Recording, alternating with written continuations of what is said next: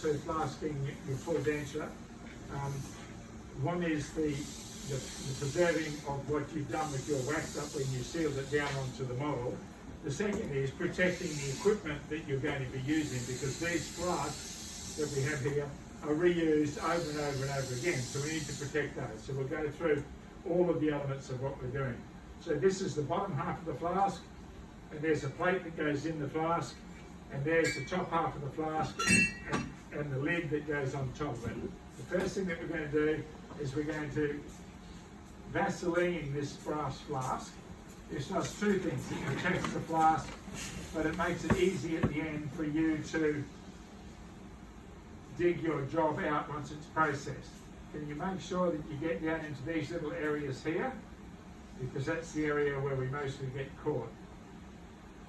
With plaster, then with the plate, underneath the plate first, turn it over, then we're going to do the top of the plate like so, and while we've got the Vaseline out, we're going to do this inside of the rim there, around in here,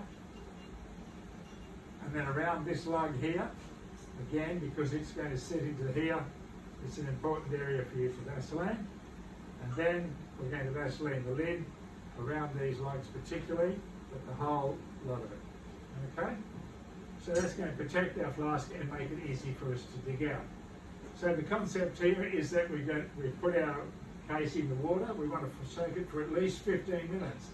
The reason that we do that is so that when we put the topping on this flask, the dry model doesn't suck all the moisture out of your mix and create bubbles between the teeth.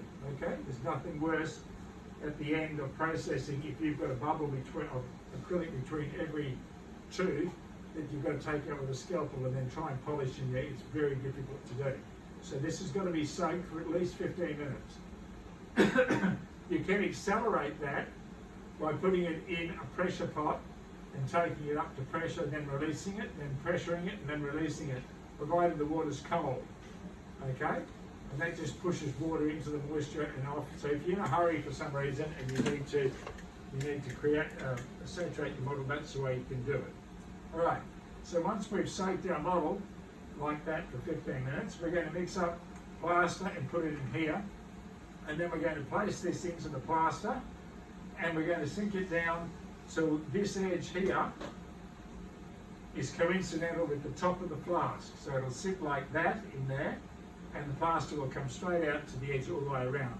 We don't want it going up over here, because where the flask, we can't quite see. We don't want it going up here anywhere. We want it finishing on this line here, so that this top edge doesn't have the join line between the two halves of the flask at the end, because there'll be a flash around there that you have to trim off, and if it's up on your carving, then you're trimming your into your carving area and you have to repolish it all. Okay? So we want the plaster only to come to there. Okay? So to do that, we're going to mix up our plaster to a heavy cream consistency.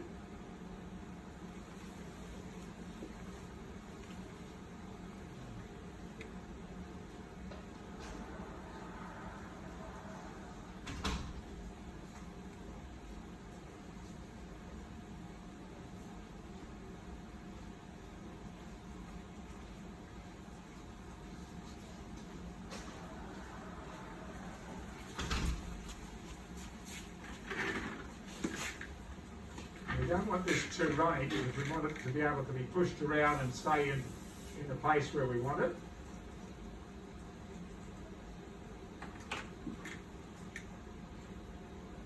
Once we've mixed it up like so,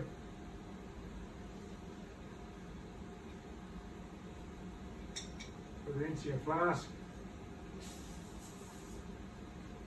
and we're going to place it here, and you can see that I'm just wiggling it down until it's coincidental with the top of the flask. Then I'm going to fill this up all the way around so it comes just from the edge of the model out to the edge of my flask.